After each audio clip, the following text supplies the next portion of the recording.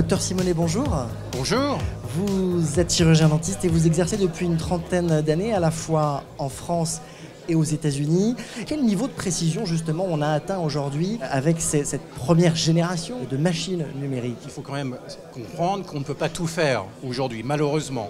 Et lorsqu'on a goûté à l'empreinte optique et à l'usinage tel qu'il est proposé, on a envie de faire encore plus. De toute façon, il n'y a pas d'équivalent actuellement parce que lorsque on passe du traditionnel, ou à partir du moment où on saute toutes ces étapes artisanales et qui sont liées à la main-d'œuvre humaine, on n'aura qu'une précision qui sera bien meilleure avec le numérique. C'est évident. En termes de résultats, aujourd'hui, toutes les études montrent qu'au point de vue précision d'adaptation d'une prothèse issue d'une conception numérique, on a à peu près une adaptation à 15 à 20 microns près, c'est-à-dire micromètres, millimètres. Est-ce qu'il faut être un professionnel de l'informatique pour utiliser ces machines?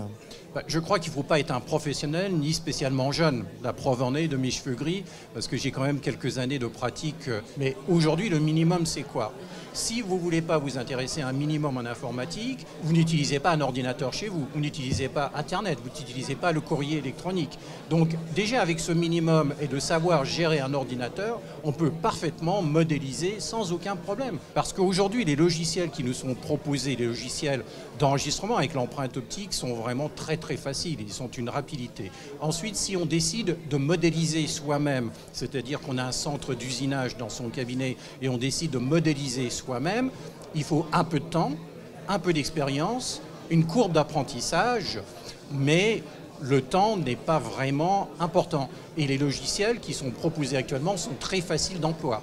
Et moi, je vois les logiciels que j'utilisais il y a un an n'ont rien à voir avec ceux que l'on a aujourd'hui. C'est-à-dire que pour quelqu'un qui tâte un peu de l'informatique, si je puis dire, une modélisation va me prendre un quart d'heure. Et aujourd'hui, avec les nouveaux logiciels qui sont proposés, en 5 minutes, on peut modéliser un inlay et une couronne, tout simplement. Donc le delta contrainte-bénéfice pour le praticien est positif? Tout dépend de ce que l'on choisit. C'est-à-dire qu'il y a deux possibilités pour faire de l'usinage. C'est soit en direct dans son cabinet, où on a l'usineuse plus la caméra optique, ou alors pour une raison X ou Y, on ne veut pas avoir l'usineuse, eh bien on va transmettre le fichier directement au prothésiste dentaire. Donc c'est du semi-direct. Il y a quand même aussi une deuxième chose, c'est que même si la modélisation ne prend pas très longtemps, il y a une organisation dans le cabinet à avoir. C'est-à-dire que soit vous voulez faire des poses de prothèses en une séance, ça veut dire que vous faites la préparation, ensuite vous laissez le patient de côté et vous allez modéliser vous-même.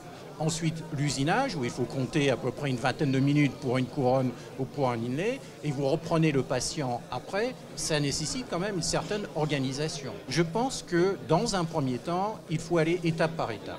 Et que le plus simple, c'est d'acquérir l'empreinte optique, de sous-traiter entre guillemets avec son laboratoire.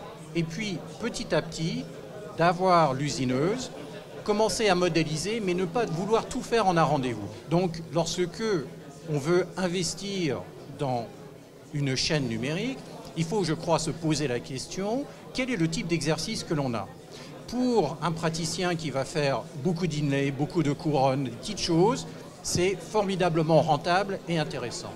Pour une pratique où on va faire des reconstructions plus importantes, à ce moment-là, l'investissement n'est pas très intéressant. Voilà. Donc il faut vraiment bien analyser son type de pratique. Ces limites, on le sait, la technologie va nécessairement, demain, après-demain, un peu plus tard, les repousser. Est-ce que le praticien, lui, il a à être en contact avec le fabricant, avec le laboratoire, parce qu'on peut ensemble travailler pour faire évoluer et repousser les limites? Alors je pense que c'est nécessaire. La plupart des systèmes aujourd'hui sur le marché proposent, avec plus ou moins de bonheur, un accompagnement.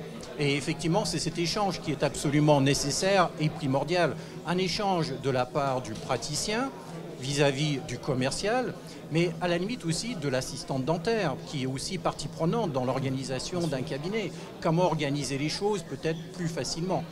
Il ne faut pas croire que les prothésistes dentaires vont disparaître, et je ne crois vraiment pas. C'est une question qu'on me pose souvent dans le cabinet, des patients qui sont émerveillés devant ces technologies. Ah, mais que vont faire les prothésistes dentaires? Je leur réponds non. Les prothésistes dentaires vont évoluer. Cette technologie change la relation déjà dans l'équipe Ouais. du cabinet. Est-ce que ça change aussi la relation avec le patient? Je pensais que les patients, ils allaient être époustouflés. Alors il y a ceux qui sont vraiment époustouflés. Et puis il y a ceux qui trouvent ça maintenant tout à fait normal. C'est tout à fait étonnant. Par contre, je crois que ça a une incidence sur l'image du cabinet. C'est-à-dire qu'aujourd'hui, l'information va tellement vite, les patients, ils savent ce que l'on peut proposer aujourd'hui dans des cabinets. Ils savent que l'empreinte numérique existe. Ils ne parlent pas d'usineuse, ils parlent d'imprimante 3D. Ce qui fait que quand ils viennent, c'est l'image du cabinet aussi. Et aujourd'hui, il ne faut pas se leurrer, avoir une technologie de pointe, surtout quand on a un certain âge, comme moi, avec des cheveux gris, ça montre qu'on est, entre guillemets, toujours dans le coup et qu'on est toujours d'actualité, qu'on s'intéresse à la nouveauté, qu'on ne reste pas ringard sur des anciennes méthodes. Pour les plus jeunes, ils sont nés avec l'ordinateur. Et étant nés avec l'ordinateur, c'est une évolution qui est tout à fait logique. Merci, Dr Simonet. Merci à vous.